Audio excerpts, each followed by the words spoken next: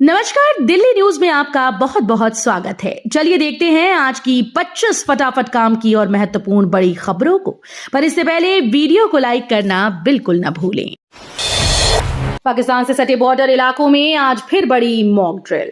पाकिस्तान से सटे राज्यों में आज शाम को मॉक ड्रिल होगी। ये मॉक ड्रिल गुजरात, पंजाब, राजस्थान, जम्मू कश्मीर में होगी। इस दौरान लोगों को सतर्क रहने की हिदायत दी जाएगी। सरकार ने 4 राज्यों जम्मू कश्मीर, पंजाब, राजस्थान, गुजरात में मॉक ड्रिल करने का आदेश दिया है। इन 4 राज्यों की सीमा ही पाकिस्तान से लगती है। भारत और पाकिस्तान के बीच 3300 किलोमीटर से ज्यादा लंबी सीमा है।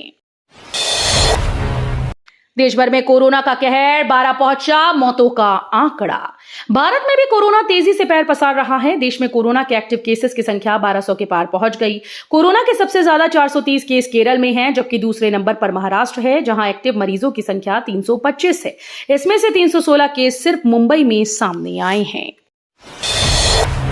किसानों की मोदी सरकार से मिला बड़ा तोहफा, बढ़ गई खरीफ फसलों की एमएसपी।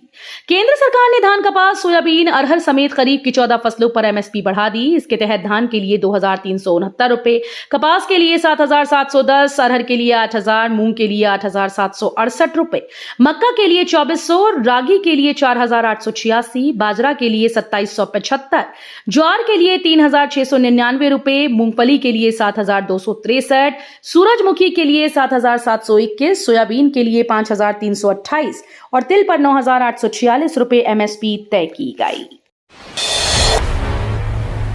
दिल्ली की रेखा सरकार की बड़ी पहल से इन परिवारों को मिलेगा मुआवजा। दिल्ली में कोरोना महामारी के दौरान कोविड-19 के संक्रमण से जान गंवाने वालों के परिजनों को रेखा गुप्ता सरकार से आर्थिक मदद मिल सकती है। दिल्ली सरकार ने कोरोना के कारण परिजनों को खोने वाले परिवारों के लिए लंबित मुआवजे पर विचार करने के लिए मंत्रियों के समूह का गठन किया। एक अधिकारी ने बुधवार को यह जानकारी दी। दिल्ली की मुख्यमंत्री रेखा गुप्ता ने मंगलवार को कहा था कि कोरोना महामारी के दौरान अपने प्रियजनों को खोने वाले परिवारों को कोई मुआवजा नहीं दिया गया था। दिल्ली मेट्रो में यात्रा के दौरान रील बनाने पर लगा प्रतिबंध। आए दिन दिल्ली मेट्रो में लोगों द्वारा रील बनाने वाली फोटो मीडिया सोशल मीडिया पर वायरल हो जाती है। रील्स बनाने वालों के चक्कर में अक्सर यात्रियों को समस्याओं का सामना करना पड़ता है। इसे देखते हुए दिल्ली मेट्रो रेल कॉरपोरेशन ने यात्रियों को मेट्रो में यात्रा के दौरान रील न बनाने को कहा। इसके लिए डीएमआरसी ने कई तरह के क्रिएटिव प्रचार का सहारा लिया है। दिल्ली विधानसभा चुनाव में बीजेपी ने कितने पैसे खर्च किए, आप कांग्रेस भी आ गया हिसाब किताब। दिल्ली विधानसभा चुनाव में बीजेपी ने कितने पैसे खर्च किए, आप कांग्रेस भी आ गया हिसाब किताब। दिल्ली विधानसभा चुनाव में किस पार्टी ने कितना खर्चा किया, इसका पूरा हिसाब किताब सामने आ चुका है। 2025 के दिल्ली विधानसभा चुनाव में बीजेपी सबसे ज्यादा पैसे खर्च करने वाली पार्टी बनी। उसने कुल 57 करोड़ रुपए खर्च किए। कोविड के बढ़ते मामलों के बीच एक्शन मोड में एम्स, बचाव को लेकर स्टाफ को दिए गए ये सख्त निर्देश। दुनिया भर में एक बार फिर से कोविड-19 मामलों में इजाफा देखा जा रहा है। इसी को ध्यान में रखते हुए दिल्ली स्थित अखिल भारतीय आयुर्विज्ञान संस्थान ने सतर्कता बरतते हुए अपने स्टाफ को सख्त दिशा निर्देश जारी किया। संस्थान ने साफ कहा है कि कर्मचारियों को कोरोना से जुड़ी हुई जरूरी सावधानियों का पालन करना अनिवार्य होगा, ताकि संक्रमण को दोबारा फैलने से रोका जा सके। दिल्ली वालों को इस साल भी राहत नहीं झेलनी पड़ेगी जलभराव की समस्या। दिल्ली में एमसीडी ने 75 ऐसे पॉइंट्स चिन्हित किए जहां हर साल मानसून के दौरान बड़े पैमाने पर जलभराव होता है। इन सभी जगहों पर भारी ट्रैफिक जाम होने की वजह से लोगों को काफी दिक्कतों का सामना करना पड़ता है। एमसीडी ने इन सभी पॉइंट्स पर सभी छोटे बड़े नालों की मरम्मत और दोबारा डिजाइन करने के लिए दिल्ली सरकार के पास अप्रैल महीने में 60 करोड़ रुपए की डिमांड भेजी थी। दिल्ली में स्पेशल फोर्स बनाने की तैयारी, हर आपदा पर पड़ेगी भारी।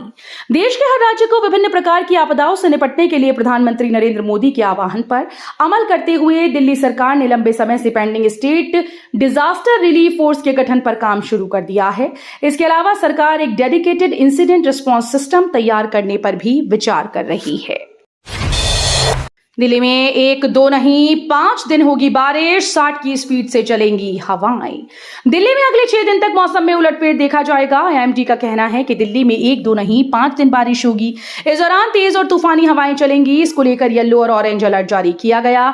मौसम वैज्ञानिकों की माने तो मानसून पूर्व की मौसमी गतिविधियां हैं। मौसम विभाग की ओर से दिल्ली में मानसून को लेकर फिलहाल कोई बड़ा अपडेट नहीं दिया गया है। दिल्ली पुलिस में बड़ा फेरबदल, 24 आईपीएस और 14 जीएन आईपीएस अधिकारियों का ट्रांसफर। दिल्ली पुलिस में बड़े पैमाने पर फेरबदल किया गया है। इसके तहत 24 आईपीएस अधिकारियों और 14 दिल्ली, अंडमान और निकोबार द्वीप समूह पुलिस सेवा के अधिकारियों का तबादला किया गया है। दिल्ली के उपराज्यपाल वीके सक्सेना के कार्यालय द्वारा जारी आदेश के मुताबिक कई सीनियर अफसरों को इकाइयों और रेंज में नए प्रभार सौंपे गए। सावरकर केस में राहुल गांधी का दावा, बोले नाथूराम गोडसे का वंशज है शिकायत करने वाला। लोकसभा में नेता प्रतिपक्ष और कांग्रेस सांसद राहुल गांधी ने सावरकर से जुड़े मानहानि मामले में बड़ा दावा किया। राहुल गांधी ने बुधवार को पुणे के एक विशेष एमपी एमएलए कोर्ट में आवेदन दायर कर यह दावा किया कि मामले में शिकायतकर्ता सत्याकी सावरकर नाथूराम गोडसे का वंशज है। इतना ही नहीं, राहुल गांधी ने यह भी आरोप लगाए कि शिकायत करने वाले शख्स ने जानबूझकर अपने वंश की जानकारी छिपाई। पनामा में दिए भाषण पर भड़के कांग्रेस नेता उदित राज बोले, बीजेपी की पब्लिसिटी स्टंट के प्रवक्ता बने शशि थरूर। कांग्रेस के सांसद शशि थरूर ऑपरेशन सिंदूर को लेकर विदेशों में भेजे गए सांसदों के प्रतिनिधिमंडल में शामिल हैं और विदेशों में आतंकवाद के खिलाफ भारत के बाद दुनिया के मंचों पर पुरजोर तरीके से रख रहे हैं। आतंकवाद को लेकर भारत के बदले हुए रुख से दुनिया को परिचित करा रहे हैं। इसी कड़ी में वे पनामा सिटी पहुंचे, जहां उन्होंने अपने भाषण में आतंकवाद को लेकर बदले हुए रुख की बात की थी। नोएडा में आवासीय जमीन पर व्यवसाय करना होगा महंगा, मिक्स लैंड यूज पॉलिसी में बदलाव संभव। नोएडा प्राधिकरण मिक्स लैंड यूज पॉलिसी में बदलाव करने जा रहा है। आवासीय औद्योगिक भूखंड पर व्यवसायिक गतिविधि चलाने पर अब शुल्क 10 से बढ़ाकर 50% तक करने की तैयारी है। यह शुल्क संबंधित सेक्टर के आवासीय और व्यावसायिक दरों के अंतर का 10% लगता है। दिल्ली सरकार का 100 दिन का रिपोर्ट कार्ड में योजनाओं पर सबसे तेज हुआ काम। दिल्ली में भाजपा सरकार के पहले 100 दिन शिक्षा नीति में बदलाव के नाम रहे। आप सरकार की प्रमुख योजनाएं जैसे हैप्पीनेस, करिकुलम और बिजनेस ब्लास्टर्स अनुपयोगी पाते हुए बंद कर दी गई और नई सरकार ने नीव और साइंस ऑफ लिविंग जैसे कार्यक्रम शुरू किए। नीव के तहत छात्रों को स्टार्टअप आइडिया के लिए 20,000 रुपए तक की फंडिंग दी जा रही है। डीडीए की आवास योजना के तहत 7500 फ्लैट्स की बुकिंग शुरू। दिल्ली वासियों के लिए अच्छी खबर है। दिल्ली विकास प्राधिकरण का अपना घर आवास योजना 2025 की बुकिंग प्रक्रिया शुरू हो गई।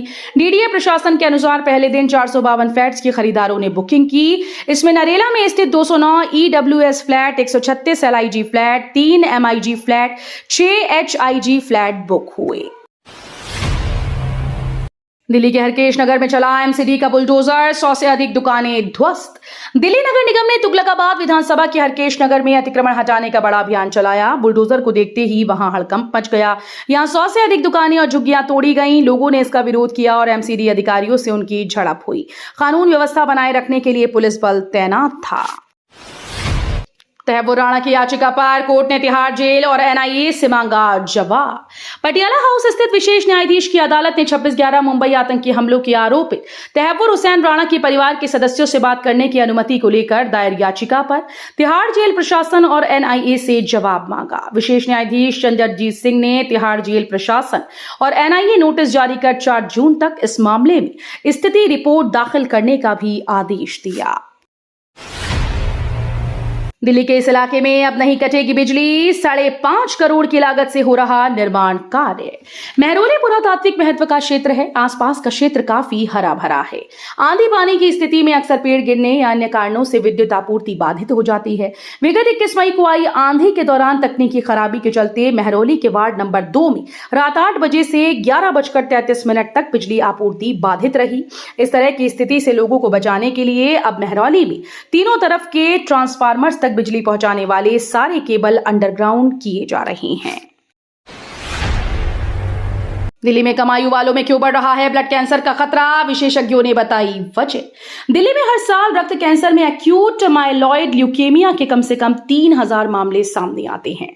चिंता की बात यह है कि आक्रामक ब्लड कैंसर अब 30 से 40 वर्ष की उम्र के लोगों में भी तेजी से फैल रहा है। एम्स के additional professor doctor Ranjit Sahu ने ये जानकारी दी। एक ही अधिकारी कर सकेगा तीनों सेनाओं के जवानों पर कार्रवाई और कंट्रोल। केंद्र सरकार ने देश में 27 मई से इंटर सर्विस ऑर्गेनाइजेशन नियम लागू कर दिया है। इंटर सर्विस ऑर्गेनाइजेशन के तहत एक commander in chief officer in command की नियुक्ति होगी, जिसके पास तीनों सेनाओं के जवानों पर कार्रवाई करने का अधिकार होगा। इसका मतलब यह है कि यह अधिकारी थल सेना, वायुसेना और जल सेना के जवानों को कमांड और कंट्रोल कर सकता है। दिल्ली के रिज में पेड़ों की कटाई से एससी नाराज, डीडीए पर अवमानना का आरोप। सुप्रीम कोर्ट ने दिल्ली विकास प्राधिकरण के अधिकारियों को दिल्ली रिज क्षेत्र में पेड़ काटने के मामले में अवमानना का दोषी ठहराया। ये पेड़ CAPFIMS पैरामिलिट्री अस्पताल तक पहुंचने के लिए सड़क चौड़ीकरण परियोजना के लिए कोर्ट की अनुमति के बगैर ही काटे गए थे। एससी ने कहा कि यह कानून के शासन पर आधारित राष्ट्र के रूप में न्यायपालिका में बहुत विश्वास रखा जाता है। गर्मी की छुट्टियों में फरीदाबाद के सरकारी स्कूल्स के टीचर्स को नहीं मिलेगा आराम, रोज करेंगे ये काम। फरीदाबाद के सरकारी स्कूल्स के टीचर गर्मी की छुट्टियों के दौरान घर घर जाकर माता पिता को अपने बच्चों के दाखिले के लिए प्रोत्साहित करेंगे। सभी टीचर्स को हर दिन 10 माता पिता से संपर्क करना होगा और उन्हें सरकार के स्कूल्स में बच्चों को दी जाने वाली शिक्षा और सरकारी स्कूल्स की उपलब्धियां बतानी होंगी। फरीदाबाद के सरकारी स्कूल्स में 1 जून से गर्मी की छुट्टियां शुरू हो जाएंगी। दिल्ली पुलिस ने समयपुर बादली हत्याकांड के 2 आरोपी को क्राइम ब्रांच ने धर दबोचा। समयपुर बादली में हत्या के मामले में वांछित 2 आरोपितों को क्राइम ब्रांच ने गिरफ्तार कर लिया है। इसके खिलाफ पहले से कोई आपराधिक मामला दर्ज नहीं है। किसी बात को लेकर आपसी रंजिश में दोनों ने वारदात को अंजाम दिया था। दोनों फर्स्ट टाइमर हैं। इनमें एक के पास से पिस्टल व 2 कारतूस बरामद किए गए। दिल्ली हाईकोर्ट का एमपी के पत्रकार को सुरक्षा देने का आदेश, पुलिस से धमकी का दावा। दिल्ली हाईकोर्ट ने बुधवार को एमपी के एक पत्रकार को सुरक्षा देने का आदेश दिया। पत्रकार का आरोप है कि भिंड के पुलिस अधीक्षक की ओर से उनके कार्यालय में कथित तौर पर पिटाई की गई। अब उसकी जान को खतरा है। जस्टिस रविंद्र डुडेजा ने पुलिस को एमपी निवासी पत्रकार को 2 महीने के लिए सुरक्षा दिए जाने का निर्देश दिया। तो ये थी आज की बड़ी खबरें। रोजाना ऐसे ही सबसे पहले अपडेट पाने के लिए चैनल को सब्सक्राइब करना बिल्कुल न भूलें। धन्यवाद।